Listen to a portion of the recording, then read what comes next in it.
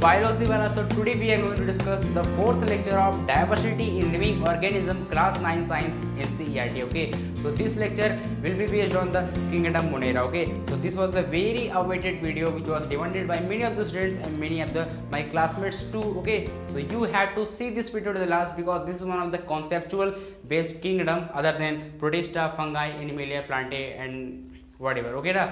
So you have to stay at the end of this video because there is a more knowledge which you will get after watching this video. Okay na? So don't miss this video. Okay na? So let's start this video without any delay. But before that, if you have not followed me on the Instagram, then you should follow me there first, because reason to follow me is I keep sharing very small fact daily, and if you have not visited my Facebook page, then you should visit there too. And if you have any doubt remains after watching this video, then you can ask certain doubt by joining my Telegram group. The link is given in description box. Okay, if you have any doubt related to this video or any doubts of biology of class 9, then you can ask me on the Telegram group. The link is given in description box. Okay guys, so guys, let's start this video without any delay.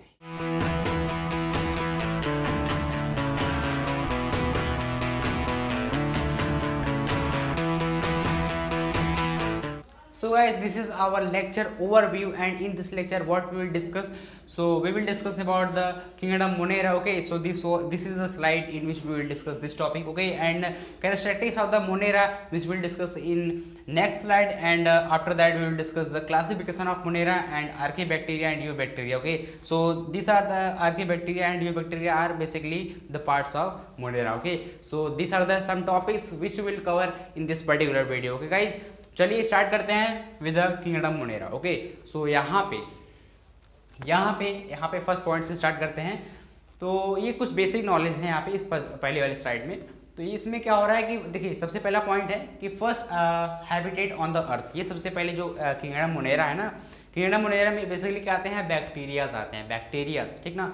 तो bacteria सबसे पहले अर्थ पे आए थे, सबसे पहले inhabit मतलब सबसे पहले यहाँ पे आए थे, ठीक है, अर्थ पे सबसे पहले यही आए थे. उसके बाद सेकंड पॉइंट है कि these are the strictly prokaryotic organism. Pro यहाँ पे है हमारा मतलब कि प्रिमिटिव एंड कैरियन मतलब होता है हमारा न्यूक्लियस. ओके, तो यहाँ पे दे आर स्ट्रिक्टली प्रोकैरियोटिक ना, मतलब ये पुराने टाइप के सेल होते हैं. यहाँ पे प्रो मतलब प्रिमिटिव मतलब पुराने टाइप के, उसके बाद कैरियन मतलब न्यूक्लियस. इनके जो न्यूक्लियस होते हैं वो पुराने टाइप के, एकदम पुराने टाइप के, मतलब इनके पास कह सकते हैं न्यूक्लियस होता ही नहीं. इनके पास क्या होता है, न्यूक्लियोइड होता है, मतलब कि न्यूक्लियर इनवेलप होता ही नहीं, ठीक है ना. जो न्यूक्लियस होता है जिसको बाउंड किया रहता है न्यूक्लियर मेम्ब्रेन ना, वो होता ही नहीं, मतलब स्कैटर रहते हैं इधर उधर उसके जो न्यूक्लियोइड होते हैं अंदर के, ठीक ना.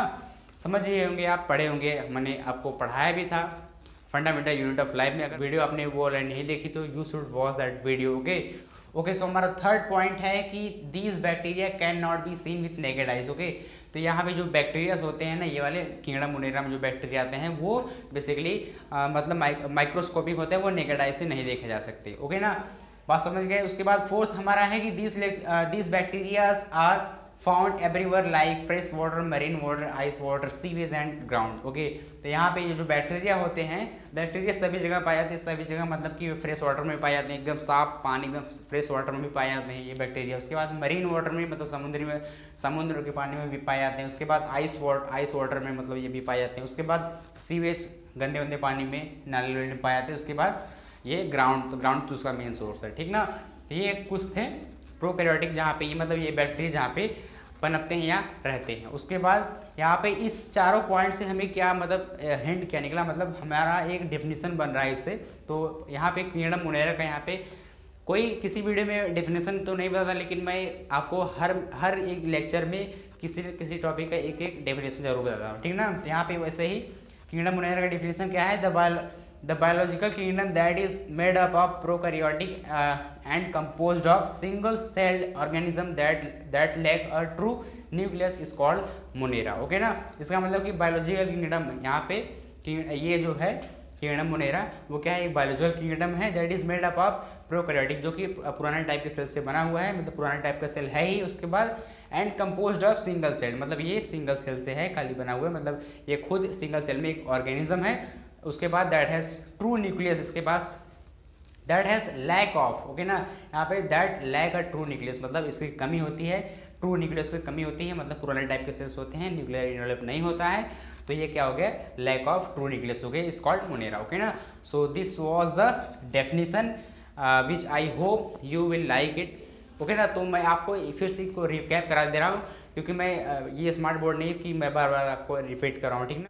तो देखते हैं फिर से। फर्स्ट पॉइंट क्या है कि first inhabit on the earth, सबसे पहले आए थे अर्थ पे, उसके बाद ये स्ट्रिक्टली प्रोकैरियोटिक है ना, जहाँ पे प्रो मतलब प्रिमिटिव है, उसके बाद कैरियन मतलब न्यूक्लियस, पुराने टाइप के न्यूक्लियस, उसके बाद this bacteria can not be seen with naked eyes, जो कि माइक्रोस्कोपिक होते हैं, उसके बाद these bacteria are found everywhere, सभी जगह पाए जाते हैं, जैसा कि फ्रेश वाटर में पाए जाते हैं, marine water, ice water, sewage and ground में भी। उसके बाद ये डेफिनेशन था, डेफिनेशन आपको बताने की जरूरत नहीं है, आप स्क्रीनशॉट ले सकते हैं इसका, आपको अगर याद होगा तो अच्छी बात है। लेकिन हाँ, एक बात और कि आप हमारे इस लेक्चर से आप नोट्स भी बना सकते हैं, क्योंकि मैं ऐसे ऐसे यहाँ पे स्लाइड्स भी लाता हूँ जो कि आपको नोट्स बनाने में बहुत ज़्यादा हेल्प करेंगे, ठीक ना। तो आप हमारे स्लाइड से नोट्स भी बना सकते हैं, ओके। चलिए अब चलते हैं अपने नेक्स्ट स्लाइड पे। सो फाइनली गाइस, अब हम पहुंच गए अपने लास्ट स्लाइड पे। इस लास्ट स्लाइड में हम क्या डिस्कस करेंगे, हम डिस्कस करेंगे our main. So finally guys, अब हम पहुंच गए अपने इस किंगडम मोनेरा के मेन स्लाइड पे, ठीक ना। तो मेन स्लाइड, अभी इसके बाद एक और स्लाइड है जिसमें कि हम 3 टॉपिक्स कवर करेंगे, लेकिन इस स्लाइड में हम पर्टिकुलरली एक जो है कि टॉपिक को कवर करेंगे, जो टॉपिक का नाम है कैरेक्टरिस्टिक्स ऑफ द मोनेरा, ठीक ना। तो जो कि बहुत ही इंपॉर्टेंट है, और इसी स्लाइड के लिए मत कर सकते हैं, मोनेरा किंगडम में सबसे इंपॉर्टेंट जो है कि स्लाइड यही है, ठीक ना। बिना टाइम वेस्ट किए चलिए स्टार्ट करते हैं with the very first point. तो सबसे पहला पॉइंट ये है कि monera are the unicellular organism, जो कि हम सभी लोग जानते हैं, ये खुद एक सिंगल सेल में एक ऑर्गेनिज्म कहलाता है, ठीक ना। सेकंड पॉइंट है दे कंटेन 70S राइबोसोम। अब ये 70S क्या है, 70S देखिए एक राइबोसोम होता है, जिसकी सब यूनिट क्या होती है, सब यूनिट में सबसे जो बड़ी वाली यूनिट होती है वो होती है 50S की, उसके बाद जो स्मॉल यूनिट होती है वो कितने होती है, 30 यूनिट की होती है, ठीक ना। अब आप सोच रहे होंगे ये 50 और 30 को मिलाते हैं तो 80 बनता है, 70 तो नहीं बनता है, ठीक ना।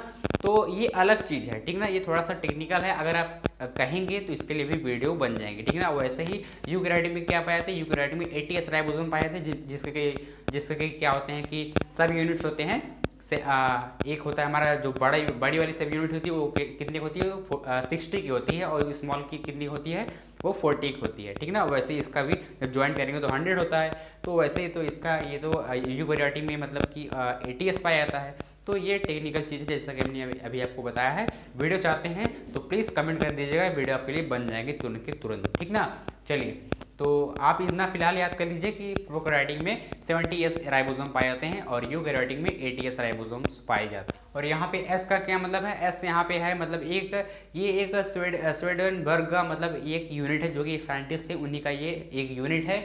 और इसका S का मतलब क्या होता है, यहाँ पे सेडिमेंटेशन कॉफिशिएंट, कौन जल्दी डूबता है, इसका मतलब यही होता है, ठीक ना। टेक्निकल भाषा में ऐसे कर सकते हैं, कौन जल्दी डूबता है, जो ज़्यादा भारी होता है वो यूकैरियोटिक में पाया जाता है, वो 80S होता है, जो हल्का थोड़ा सा होता है वो 70S होता है। और इसकी डिस्कवरी किसने किया था, तो इसकी डिस्कवरी रॉबिन्सन ने किया था, ठीक है ना। रॉबिन्सन ये एनिमल में खोजे थे, और पैलेडे ऐसे कुछ है ना, जॉर्ज आर पैलेडे ऐसे कुछ है नाम, तो उन्होंने क्या किया था कि प्लांट में राइबोसोम्स को खोजा था, ठीक ना।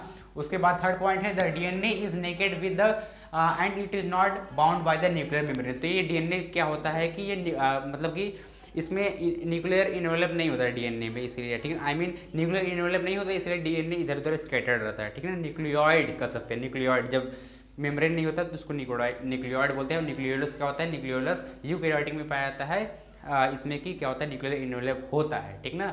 न्यूक्लियर इन्वेलप जब होता है उसके अंदर के मटेरियल उनको क्या कहते हैं, न्यूक्लियोलस बोलते हैं। लेकिन प्रोकैरियोटिक में क्या पाया जाता है, न्यूक्लियोइड पाया जाता है, जिसमें कि न्यूक्लियर इन्वेलप नहीं होता है, ठीक ना। चलिए, अब फोर्थ पॉइंट है कि they produce asexually by binary fusion और बाई बडिंग, ठीक ना। तो यहाँ पे असेक्सुअली मतलब क्या होता है कि इसमें सेक्स ऑर्गन की जरूरत नहीं होती है, मतलब कि इसमें अब बैक्टीरिया है, इसमें कौन सा ऑर्गन होगा, ठीक ना। तो आप समझ गए होंगे, असेक्सुअली रिप्रोडक्शन होता है इसमें। और बाइनरी फ्यूजन का मतलब क्या होता है, बाइनरी मतलब होता है 2, बाइनरी मतलब 2 होता है, और उसके बाद फिजन मतलब अगर एक बॉडी का 2 इक्वल पार्ट में डिवाइड करते हैं वही होता है, ठीक है, बाइनरी फिजन। इसमें क्या होता है, एक हाइड्रा होता है, आप पढ़ेंगे, ठीक है ना। हाइड्रा एक मतलब एक ऑर्गेनिज्म होता है जो कि अपने उसके बगल से बर्ड निकलते हैं, जो कि सभी प्लांट में निकलते हैं, बर्ड बगल से निकलते हैं। फिर वो अलग से क्या होता है, रीजेनरेटिव सेल को थोड़ा सा बढ़ाता है, फिर से इधर से निकल जाते हैं। तो हाइड्रा में क्या होता है कि यहाँ से थोड़ा सा बर्ड निकलता है, धीरे धीरे धीरे करके वो पेरेंट सेल से ही निकल करके एक खुद का एक इंडिपेंडेंट मतलब कि क्या बन जाता है, एक इंडिपेंडेंट ऑर्गेनिज्म बन जाता है। वहाँ पे दो पेरेंट्स जरूरत नहीं पड़ती, वो खुद एक ही पेरेंट से क्या होता है कि रीजेनरेटिव सेल से थोड़ा बढ़ बढ़ के एक खुद का एक ऑर्गेनिज्म बन जाता है, ठीक ना। ये था बाइनरी फ्यूजन। और बडिंग में क्या होता है, बडिंग में होता है कि सबसे पहला प्रोसेस होता है वो होता है कैरियोकाइनेसिस, दूसरा होता है हमारा साइटोकाइनेसिस, ठीक ना। तो अगर आपने हमारी मियोसिस एंड माइटोसिस वाली वीडियो नहीं देखी तो आपको देख लेना चाहिए वो वाली, ठीक ना। उसमें मैं आपको मियोसिस माइटोसिस में ये कैरियोकाइनेसिस एंड साइटोकाइनेसिस को बताया है। आप सर्च करेंगे haploid diploid meiosis mitosis search करेंगे तो हमारी वीडियो आ जाएगी, ठीक ना। चलिए अब बाइनरी फिशन में यहाँ पे बडिंग का मतलब आप इतना समझ लीजिए, बडिंग मतलब क्या होता है कि जब हमारा जो सेल होता है वो जब डिवाइड होता है, सबसे पहले न्यूक्लियस डिवाइड होता है, उसके बाद हमारा क्या होता है कि साइटोप्लाज्म डिवाइड होता है। ये भी क्या होता है, एक ही सेल दो इक्वल पार्ट में डिवाइड होते हैं, वो क्या होता है, बडिंग होता है। ये भी असेक्सुअल रिप्रोडक्शन होता है। उसके बाद फोर्थ पॉइंट है हमारा, फोर्थ नहीं फिफ्थ है ना, हाँ फिफ्थ पॉइंट है द सेल इज रिजिड, ठीक है। The cell is rigid and made up of peptidoglycan. इसमें जो सेल वॉल होता है, आई मीन सेल नहीं, सेल वॉल, ठीक ना। तो सेल वॉल इसका क्या होता है कि रिजिड होता है और पेप्टिडोग्लाइकन का बना होता है, ठीक ना। आपके लिए एक जानकारी और कि जो हमारा माइक्रोप्लाज्म होता है उसमें माइक्रोप्लाज्म में सेल वॉल नहीं होता है, और बाकी जितने भी सेल बाकी जितने भी बैक्टीरियल सेल होते हैं उसमें सेल वॉल पाए जाते हैं। उसके बाद जो हमारे आर्की बैक्टीरिया, अभी आर्की बैक्टीरिया को समझाऊंगा अभी नेक्स्ट स्लाइड में, ठीक ना। तो क्या होता है कि माइक्रोप्लाज्मा में सेल वॉल नहीं पाया जाता है, बाकी बैक्टीरिया में पाया जाता है, जो कि बना होता है किससे, जो कि बना होता है पेप्टिडोग्लाइकन का। और ऐसे जो होते हैं थोड़े एक्सट्रीम कंडीशन पे ऐसे बैक्टीरिया पाए जाते हैं, उसका किसी दूसरे पॉलीसेकेराइड्स एंड दूसरे किसी प्रोटीन से बने होते हैं, ठीक ना, उनके सेल वॉल। उसके बाद हमारा fifth point I mean sixth point है दीज आर इन्वायरमेंटल डिकम्पोजर्स। तो ये क्या होते हैं, इन्वायरमेंटल डिकम्पोजर मतलब सड़ी गली पदार्थों पर एक्ट होकर के उसमें से क्या होते हैं कि मतलब उसको गला वला करके हमारे मतलब इन्वायरमेंट को थोड़ा शुद्ध करते हैं। ये थोड़े अच्छे भी होते हैं, बहुत सारे बैक्टीरिया हमारे लिए भी अच्छे होते हैं, बहुत सारे बैक्टीरिया हमारे लिए अच्छे नहीं होते। ये सर्वव्यापी होते हैं, सभी जगह पाए जाते हैं, ठीक ना, सभी जगह पाए जाते हैं। उसके बाद हमारा सेवंथ पॉइंट है almost all the modes of nutritions are present, ठीक ना। यहाँ पे सभी टाइप्स की न्यूट्रिशन मतलब सभी, जैसे होलोजोइक न्यूट्रिशन, सेप्रोफाइटिक ना, उसके बाद ऑटोट्रॉप्स, सभी इसमें बैक्टीरिया में पाए जाते हैं। और हर एक बैक्टीरिया के पास ऐसा नहीं होता, अलग अलग बैक्टीरिया होते हैं, सभी लोग जानते हैं। उसमें अलग अलग बैक्टीरिया ग्रुप ही, मतलब जब बोल दिया गया बैक्टीरिया किंगडम तो सभी बैक्टीरिया उसमें आ जाते हैं, ठीक ना। उसके बाद यहाँ पे है, इसके कुछ एग्जाम्पल है, जैसे कि यहाँ पे एक और पॉइंट है यहाँ पे, ठीक ना, ये हमने ये लगाना भूल गया, ये मतलब एक पॉइंट को दर्शाता है ऐसे, ठीक ना। उसके बाद हमारा है कि flagella serves as a locomotion organism, locomotory organism मतलब ये थोड़ा सा मूवमेंट करने के लिए क्या होता है, फ्लैजिला हेल्प करता है, जो कि बैक्टीरिया के ये है, ठीक ना। अब इसको हम इमेज के बारे में आपको समझाते हैं। यहाँ पे कुछ क्या है एग्जाम्पल है, जैसा कि बैक्टीरिया, उसके बाद साइनोबैक्टीरिया, उसके बाद माइकोप्लाज्मा, ये सभी लोग जानते हैं। साइनोबैक्टीरिया को अभी मैं आपको तुरंत अभी नेक्स्ट स्लाइड में बता दूंगा, वैसे आप समझ जाइए कि इसको ब्लू ग्रीन एल्गी भी कहते हैं, ठीक है। पहले ये प्रोटिस्टा में था, अब क्या हो गया है कि जब इसको साइंटिस्ट थोड़ा पता लगाए हैं तो ये मोनेरा किंगडम में आ गया है, इसको इसलिए बोलते हैं अब साइनोबैक्टीरिया, ठीक ना। ब्लू ग्रीन एल्गी से क्या हो गया है, अब साइनोबैक्टीरिया हो गया है, आप इतना समझ लीजिए। अभी इसको थोड़ा सा नेक्स्ट स्लाइड में इसको बताएंगे। उसके बाद माइक्रोप्लाज्मा सभी लोग जानते हैं, अभी आपको बताया इसमें सेल वॉल नहीं होता। उसके बाद राइजोबियम आप सभी लोग जानते हैं, पढ़े भी होंगे उसके बारे में। और एनाबेना क्या होता है, जो हमारे पल्सेस मतलब जो दाल के पेड़ होते हैं उसके जड़ में पाए जाते हैं। ये क्या करते हैं, नाइट्रोजन फिक्सेशन करते हैं, ठीक ना। नाइट्रोजन को एटमॉस्फेयर से लाते हैं, कर सकते हैं कि जो सड़े गले पदार्थ होते हैं जमीन पर से, वहाँ से वो बैक्टीरिया लाते हैं, नाइट्रोजन उसमें से खींचते हैं या लाते हैं, प्लांट को देते हैं और प्लांट उनको जड़ में रहने के लिए जगह देता है, ठीक ना। उसके बाद ये थी इनाबेना, और एक नॉन स्टॉप होता है, इसी ऐसे ही वो भी फंक्शन करता है। अब चलते हैं कुछ समझते हैं इस फिगर के बारे में, इस बैक्टीरिया के फिगर के बारे में। तो यहाँ पे समझ लीजिए कि यहाँ पे जो सबसे पहले समझते हैं इस पोशिले वाले जो ऐसे करके मूव करता है, ठीक ना। यहाँ पे इसको कहते हैं फ्लैजिला, जिससे ये मूव करता है, मूवमेंट काम करता है, लोकोमोशन काम करता है, ठीक है ना। उसके बाद यहाँ पे राइबोसोम, छोटे छोटे जो रेड कलर के दिख रहे हैं ना, ये राइबोसोम, जो कि मैंने बताया कि 70s एंड 80s वाले राइबोसोम, और इसमें कौन से पाए जाते हैं, 70s राइबोसोम पाए जाते हैं। उसके बाद ये हमारा जो अंदर का जो फ्लूइड है, फ्लूइड तो आपको नहीं दिख रहा होगा, लेकिन ये सारे जो ऑर्गेनेली है ना, इसमें ऑर्गेनेली है वो साइटोप्लाज्म के अंदर ही होते हैं, ठीक है ना। ये एक तरफ साइटोप्लाज्म क्या होता है, एक तरफ का फ्लूइड होता है, जो कि फ्लूइड किससे बना होता है, लिक्विड से एंड गैसेस से बना होता है। कोई आपसे पूछे फ्लूइड, यहाँ पे साइटोप्लाज्म में जो फ्लूइड होता है, फ्लूइड किसका बना होता है, तो क्या होता है कि लिक्विड एंड गैसेस से बना होता है, ठीक है ना। और भी बहुत सारे इसमें साइटोप्लाज्म में बहुत सारी चीज़ें होती हैं, बहुत सारे मॉलिक्यूल्स बहुत सारे रहते हैं, ठीक ना। आप पढ़ेंगे बहुत सारे, इसमें 84% किसका होता है, उसके बाद 2%, मतलब बहुत सारी मिक्सिंग होती है, आप पढ़ेंगे आपको पता चल जाएगा। उसके बाद न्यूक्लियोइड डीएनए, आप इसका अगर वीडियो चाहते हैं फिर से अगर, तो मैं आपको बना दूंगा, कोई भी आपको डाउट है आप तुरंत पूछ लीजिए, ठीक ना। उसके बाद न्यूक्लियोइड डीएनए मतलब क्या होता है कि इसमें न्यूक्लियोइड, ये सब इसमें न्यूक्लियर मेम्ब्रेन नहीं है, देखिए ऐसा यहाँ पे स्कैटर्ड है। उसके बाद ये डीएनए है, ठीक है, डीएनए। उसके बाद इसमें ये क्या होता है, पीलस होता है थोड़े से, जो और एक होता है हमारा फिम्ब्रियाई होता है, ठीक है ना। फिम्ब्रियाई भी एक ऐसा ही होता है थोड़ा, लेकिन वो फिलामेंटस टाइप का होता है। और ये हमारे जो सबसे ऊपर वाली मेम्ब्रेन है उसको बोलते हैं कैप्सूल। उसके बाद सेल वॉल जो होता है, सेल वॉल, ये हमारा दूसरा नंबर जो रेड वाला है, इसलिए आपको अलग अलग कलर से बताया है, ठीक ना, दर्शाया हूँ मैं, इसीलिए ये दूसरा वाला क्या है, हमारा सेल वॉल है। और सबसे लास्ट वाला जो ग्रीन वाला है, इसको कहते हैं प्लाज्मा मेम्ब्रेन। और यहाँ पे जो ये है, इसको हम बोलते हैं प्लाज्मिड या सर्कुलर डीएनए, ठीक ना। ये भी एक तरफ का, मतलब जब रिप्रोडक्शन होता है तो ये भी दूसरे के अंदर आता जाता रहता है, इसी से थोड़ा सा चेंजेस होते हैं, ठीक ना। ये क्या होता है, प्लाज्मिड होता है, ठीक। तो अभी हमने आपको बताया कि यहाँ पे डीएनए से नेकेड ना, तो यहाँ पे देख लीजिए, यहाँ पे न्यूक्लियर मेम्ब्रेन नहीं है, यहाँ पे ये नेकेड है। जो डीएनए है ना, ये जो क्रोमोसोम्स, आई मीन यहाँ पे जो धागे नुमा ये सब स्ट्रक्चर्स हैं, ये सब खुले खुले हैं, ठीक ना, खुले खुले हैं, इसमें न्यूक्लियर मेम्ब्रेन नहीं है, ओके ना। तो ये थी स्लाइड्स। अगर आपको ये स्लाइड अच्छी लगी तो प्लीज़ वीडियो को लाइक करना मत भूलिएगा, चैनल सब्सक्राइब करना मत भूलिएगा, और वीडियो को शेयर करना मत भूलिएगा। चलिए चलते हैं अपने नेक्स्ट स्लाइड में, डिस्कस करते हैं अपने 3 टॉपिक्स जो कि बचे हुए हैं, classification of Monera and it's type, जो कि हमारे कौन से होते हैं, आर्की एंड यू बैक्टीरिया को समझते हैं, ठीक है ना। चलिए चलते हैं अपने नेक्स्ट स्लाइड पे। सो फाइनली गाइस, अब हम पहुंच गए अपने लास्ट स्लाइड पे। तो इस लास्ट स्लाइड में हम पढ़ेंगे classification of kingdom Monera, okay. तो इस लास्ट स्लाइड में हम किंगडम मोनेरा के क्लासिफिकेशन को हम डिस्कस करेंगे। तो यहाँ पे जो कार्ल वुश थे, जो साइंटिस्ट हमारे थे कार्ल वुश, जिन्होंने ये क्या किया था कि किंगडम मोनेरा को 2 इक्वल पार्ट में डिवाइड किया था, ठीक है ना। तो वो 2 इक्वल पार्ट कौन से थे, पहला था हमारा आर्की बैक्टीरिया, दूसरा है हमारा यू बैक्टीरिया, ठीक ना। तो आर्की बैक्टीरिया में क्या है, सबसे पहले आर्की बैक्टीरिया पढ़ते हैं, ठीक ना। बेसिकली आपको एक माइंड मैप बन जाना चाहिए आपके मन में कि जो क्लासिफिकेशन ऑफ मोनेरा है वो 2 इक्वल पार्ट में है, एक आर्की बैक्टीरिया, एक यू बैक्टीरिया। तो आर्की बैक्टीरिया का डिस्कस करते हैं, ठीक ना। तो फर्स्ट पॉइंट है, these are the most ancient bacteria in the extreme condition. देखिए यहाँ पे they are found in the extreme condition, ये होगा, ठीक ना। तो these are the most ancient bacteria which are found in the extreme conditions. आप ये इसको नोट कर सकते हैं, ठीक ना। बैक्टीरिया विच आर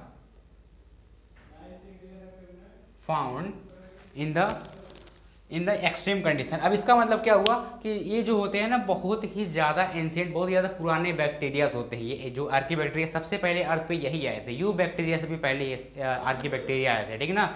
ये बेसिकली कहाँ पाए जाते हैं, एक्सट्रीम कंडीशन में पाए जाते हैं, जहाँ पे बहुत ज़्यादा स्नो हो, जहाँ पे ग्लेशियर में पाए जाते हैं, जहाँ पे पूरा बर्फ होता है, और डेड सी, जहाँ पे पूरा का पूरा सी सॉल्टी होता है, वहाँ पाए जाते हैं। और बहुत ज़्यादा हॉट कंडीशन में भी पाए जाते हैं ये बैक्टीरिया, ठीक ना। मतलब कि ये एक्सट्रीम कंडीशन में पाए जाते हैं। उसके बाद the structure of the cell wall is different from that the other bacteria which are help them to survive in extreme condition, ठीक ना। एक्सट्रीम कंडीशंस हो गए यहाँ पे, एक्सट्रीम कंडीशंस आप यहाँ पे नोट कर सकते हैं, ठीक ना। एक्सट्रीम कंडीशंस, ठीक। तो यहाँ पे जो इनका जो सेल वॉल होता है वो बहुत ही ज़्यादा डिफरेंट होता है, जो कि इनको हेल्प करते, देखिए ये अदर बैक्टीरिया से इनका जो सेल वॉल होता है वो डिफरेंट होता है, जो कि इनको हेल्प करता है किसमें, क्या करने में, सर्वाइव करने में, ठीक है ना। हॉट एक्सट्रीम कंडीशन में सर्वाइव करने के लिए इनको हेल्प करता है, जो कि इनके सेल वॉल की वजह से, क्योंकि इनका जो सेल वॉल है वो दूसरे बैक्टीरिया से अलग होता है, ओके। अब थर्ड पॉइंट पढ़ते हैं। थर्ड पॉइंट क्या है, the moods of nutrition is autotrophs. अब जो इसका मूड ऑफ न्यूट्रिशन होता है वो क्या होता है, ऑटोट्रॉप होता है, ठीक ना।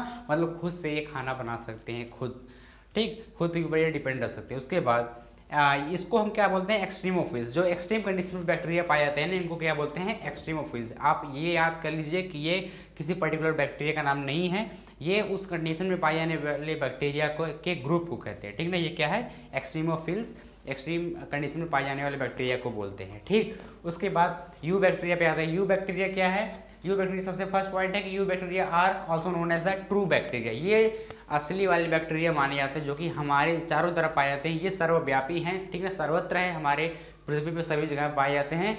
उसके बाद ये मेरे कोड पे माइक के वायर पे, आई मीन वायर पे, मेरे डिवाइस में, उसके बाद ये बोर्ड पे, मार्कर पे, हाथ पे, आप जहाँ बैठे हो, सोफा पे, यहाँ पे जहाँ भी बैठे हो, मतलब हर जगह पे बैक्टीरिया है, ठीक ना। तो अब सेकंड पॉइंट पढ़ते हैं, इसको क्या बोलते हैं, ट्रू बैक्टीरिया बोलते हैं, ठीक है ना, याद कर लीजिए, इसको ट्रू बैक्टीरिया बोलते हैं। उसके बाद the cell wall is rigid and made up of peptidoglycan, और इसका जो सेल वॉल होता है ना, वो पेप्टिडोग्लाइकेन का बना होता है, जो कि बहुत ज़्यादा रिजिड होता है। और इसका किससे बना होता है, इसका किसी दूसरे मतलब कि पॉलीमर से बना होता है, पॉलीसेक्राइड्स एंड डिफरेंट मॉलिक्यूल से बना होता है, ठीक ना, इसका जो सेल वॉल होता है। उसके बाद अब थर्ड पॉइंट है कि it moves with the flagella, with the help of flagella. तो ये फ्लैजिला के हेल्प से मूव करते हैं, और ये भी फ्लैजिला के हेल्प से मूव करते हैं, ठीक है। ऐसी बात नहीं, मैंने यहाँ पे पॉइंट लिखा नहीं तो नहीं मूव करते, ये भी मूव करते हैं, आर्की बैक्टीरिया भी फ्लैजिला के हेल्प से मूव करते हैं, ठीक ना। और उसके बाद फोर्थ पॉइंट है, जो इसका कुछ एग्जांपल है वो क्या है, cyanobacteria and rhizobium are the true eubacteria, ठीक ना। तो यहाँ पे जो राइजोबियम और साइनोबैक्टीरिया है, ये क्या है, दोनों यू बैक्टीरिया के एक ट्रू एग्जाम्पल है, ठीक ना। अब बहुत लोग साइनोबैक्टीरिया में कन्फ्यूज होते हैं। तो साइनोबैक्टीरिया बेसिकली गाइस, ये इसको ब्लू ग्रीन एल्गी कहते हैं। सबसे पहले प्रोटिस्टा में था, ठीक ना। सबसे पहले ये जो साइनोबैक्टीरिया था ना, इसका नाम पहले क्या था, ब्लू ग्रीन एल्गी, और जिसको कि प्रोटिस्टा में रखा गया था, ठीक ना। लेकिन बाद में जब ये पता चला ये पूरी तरीके से बैक्टीरिया है, ये बहुत पुराने टाइप का है, तो इसको मोनेरा में डाल दिया गया। तो इसका नाम ब्लू ग्रीन एल्गी से हटा करके रख दिया गया साइनोबैक्टीरिया, ठीक ना। आप कंफ्यूज मत होइएगा, साइनोबैक्टीरिया ब्लू ग्रीन एल्गी एक ही नाम है, ठीक ना। तो गाइस ये थी आज की वीडियो। अगर आपको वीडियो पसंद आई, आपको कितना परसेंट इस वीडियो से समझ में आया, प्लीज़ कमेंट करना मत भूलिएगा। अगर वीडियो अच्छी लगी तो प्लीज़ लाइक करना मत भूलिएगा, वीडियो शेयर करना मत भूलिएगा। तो गाइस मिलेंगे अपने नेक्स्ट वीडियो में with the next topic, and our next topic will be based on the kingdom protista, ठीक ना। किंगडम प्रोटिस्टा को अपने नेक्स्ट वीडियो में डिस्कस करेंगे। तो गाइस वीडियो कैसी लगी कमेंट करना मत भूलिएगा। अभी तक अपने इंस्टाग्राम फॉलो नहीं किया तो प्लीज़ इंस्टाग्राम पर फॉलो कर लीजिए, फेसबुक पेज पर भी विजिट करना मत भूलिएगा। उसके बाद हमारे अगर आपको कोई भी डाउट है related to this topic, then do not forget to join our Telegram group, okay na, link is given in description box. So guys, this was all about, okay na, so we will meet you in the next video. Till then, take care of yourself. Jai Hind, Jai Bharat.